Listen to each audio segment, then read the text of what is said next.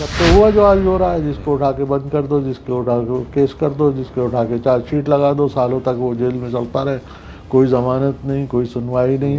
ये बदले की राजनीति नहीं, ये डराने की राजनीति हो रही है। ये किसी ऑपोजिशन को बाकी ही नहीं रहने देना चाहते। One nation one party. Modi ji ने और बीजेपी सरकार ने अब कोई स्पेस छोड़ी नहीं है। उन्होंने कोई कायदा कानून नहीं छोड़ा, कोई ऐसा हरबा नहीं छोड़ा जो उन्होंने विपक्ष को दबाने के लिए, डराने के लिए इस्तेमाल न किया होगा। गांधी जी तो खाली 10वीं क्लास पास थे, इंटर पास थे। अब इन जाहिलों को कौन समझाए? ये तो झूठ का आडंबर जो इन्होंने खड़ा कर रखा है। आरएसएस तो था ही हिटलर के फेवर में हमेशा से, तारीख गवाह है इस बात की, कोई डिनाई नहीं कर सकता।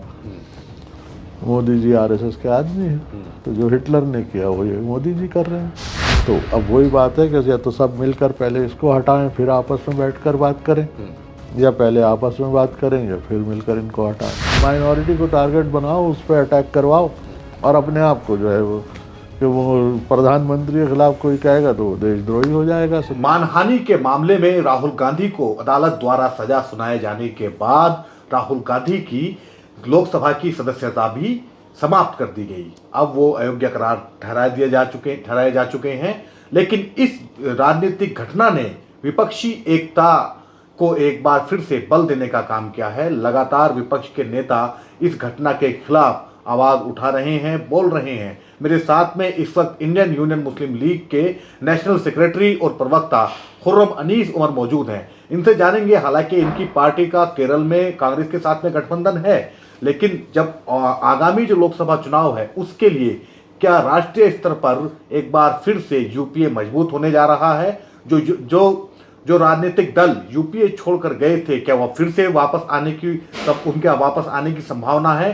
क्या राहुल गांधी का लोकसभा से अयोग्य करार दिए जाना विपक्ष को वापस दिल्ली ला पाएगा, विपक्ष को सत्ता दिला पाएगा? क्या लगता है आपको? देखिए, ये कहना तो मुश्किल है अभी कि यूपीए में वो सारे लोग वापस आ जाएंगे। यूपीए में से ज़्यादा लोग गए भी नहीं हैं, एक्चुअली 1-2 पार्टियां गई हैं, और ये अभी तय होना मुश्किल है कि यूपीए में वो लोग वापस आएंगे। मगर ये बात पक्की है कि आज सारे विपक्षी दलों को, चाहे वो केजरीवाल जी हों, चाहे वो दूसरे लोग हों, ये रियलाइज़ हो गया है कि मोदी जी ने और बीजेपी सरकार ने अब कोई स्पेस छोड़ी नहीं है। उन्होंने कोई कायदा कानून नहीं छोड़ा, कोई ऐसा हरबा नहीं छोड़ा जो उन्होंने विपक्ष को दबाने के लिए, डराने के लिए इस्तेमाल न किया होगा। और लेटेस्ट ये राहुल गांधी जी का इंसिडेंट है, तो ये बात तो तय है कि लोगों को अब एहसास हो गया है, और वो अब इस बात पर तकरीबन राज़ी हो गए हैं कि अब जो अगला चुनाव होगा वो इकट्ठे लड़कर ही होगा। कौन प्राइम मिनिस्टर बनेगा, नहीं बनेगा, इसके पर कोई बात किसी की नहीं हुई है और न होनी चाहिए अभी। इट्स टू अर्ली, बहुत जल्दी है।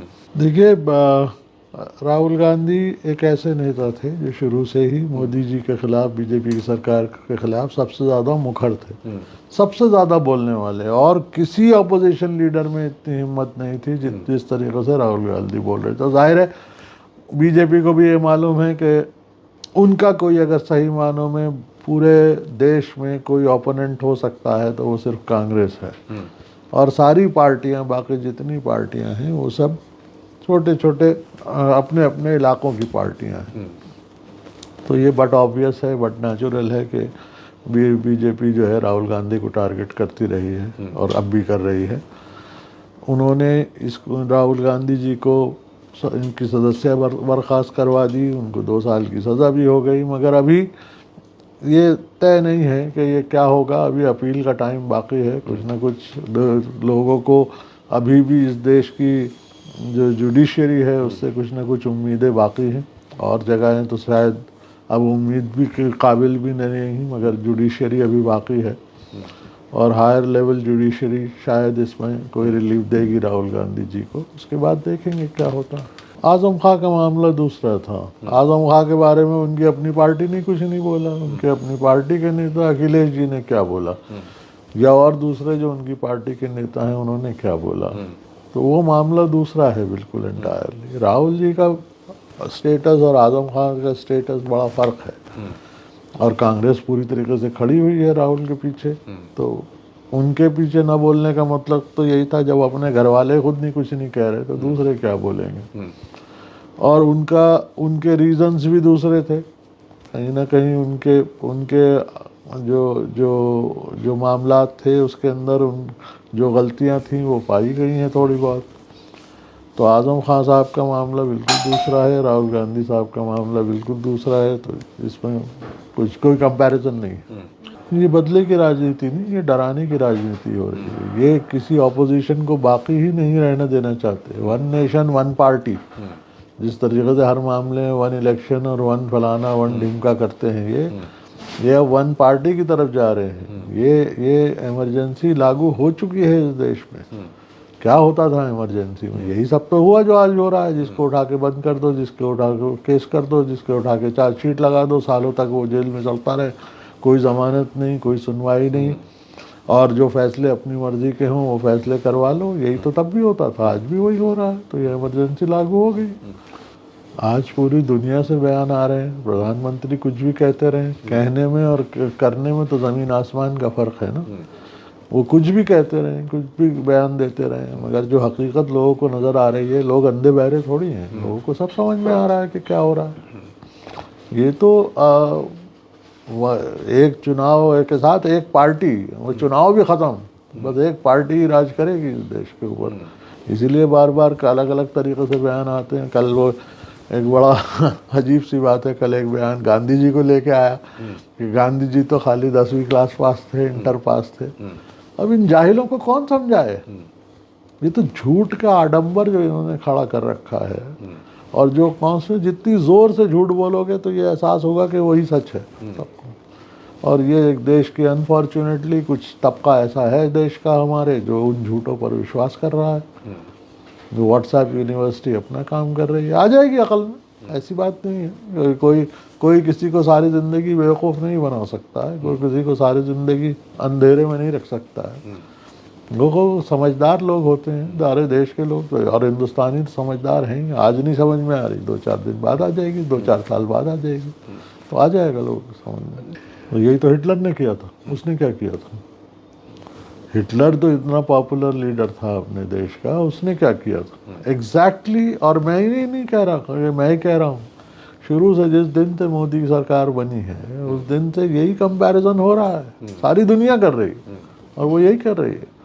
जो स्ट्रैटेजी, आरएसएस तो था ही हिटलर के फेवर में हमेशा से, तारीख गवाह है इस बात की, कोई डिनाई नहीं कर सकता। मोदी जी आरएसएस के आदमी हैं, तो जो हिटलर ने किया वो ये मोदी जी कर रहे हैं। ये बड़ा आसान है कि टारगेट बनाओ, माइनॉरिटी को टारगेट बनाओ, उस पर अटैक करवाओ, और अपने आप को जो है वो प्रधानमंत्री के खिलाफ कोई कहेगा तो वो देशद्रोही हो जाएगा, किसी पर्टिकुलर पार्टी के खिलाफ कहेगा तो वो देशद्रोही हो जाएगा। यही तो नैरेटिव हिटलर का था, यही नैरेटिव आज भी है, इसी से फ़ायदा उठा रहे हैं। देखिए, चाहे यूपी में आए ना आए, मगर मुझे लगता है कि ये सब इकट्ठे होकर मुकाबला करेंगे। चाहे कोई फॉर्मल अलायंस हो ना हो, मगर सबको ये पता लग गया है कि ये जो सरकार है, मौजूदा सरकार, ये जो पार्टी है, इनकी जो आइडियोलॉजी है वो इस देश को बर्बाद कर रही है। ये बिल्कुल सबको बड़ी अच्छी तरह समझ में आ गया। तो अब वही बात है कि या तो सब मिलकर पहले इसको हटाएं, फिर आपस में बैठकर बात करें, या पहले आपस में बात करें या फिर मिलकर इनको हटाएं। तो कुछ ना कुछ तो होगा डेफिनेटली। ये तो तय है बात। किस रंग में होगा, किस रूप में होगा, किस अलायंस में होगा, ये वक्त बताएगा। अभी वक्त है थोड़ा सा, 1.5 साल का, 1-1.5 साल का, तो फिर उस वक्त देखेंगे क्या होता। यही तो बात है। हमें इस बात से कोई एतराज़ नहीं है कि दूसरों को रिजर्वेशन दिया जाए, जहाँ जहाँ ज़रूरत है उनको रिजर्वेशन दिया जाए। जो भी पिछड़ा तबका है उसकी मदद सरकार करे। सरकार होती किस लिए? इसीलिए होती है, मगर किसी का हक मार कर तो ना दे किसी को। हमने कभी ये नहीं चाहा, इंडियन मुस्लिम लीग के हमेशा बयान रहे इस बारे में, इस मामले में, कि जिसको जितना हक मिलना चाहिए वो मिलना चाहिए और वो सरकार को देना चाहिए। इसका जेब काट के, उसका मार के, दूसरे का मार के किसी और को देना, ये कोई अच्छी सरकार का तो मामला है नहीं। तो ये बात, और फिर दूसरी बात, ये पसमानदा को लेकर के एक और नया शोशा छोड़ना, ये सिर्फ डिविजिव पॉलिटिक्स का एक हिस्सा है, इस तरह की हरकतें करना। और ये सरकार यही कर रही है पूरे देश में, तो कर्नाटक उसका एक्सेप्शन थोड़ी है। कर्नाटक में भी यही हो रहा है, और ये लोगों को समझ में आ जाएगा सरकार जब इलेक्शन होगा। वो लोग रियलाइज़ कर लेंगे।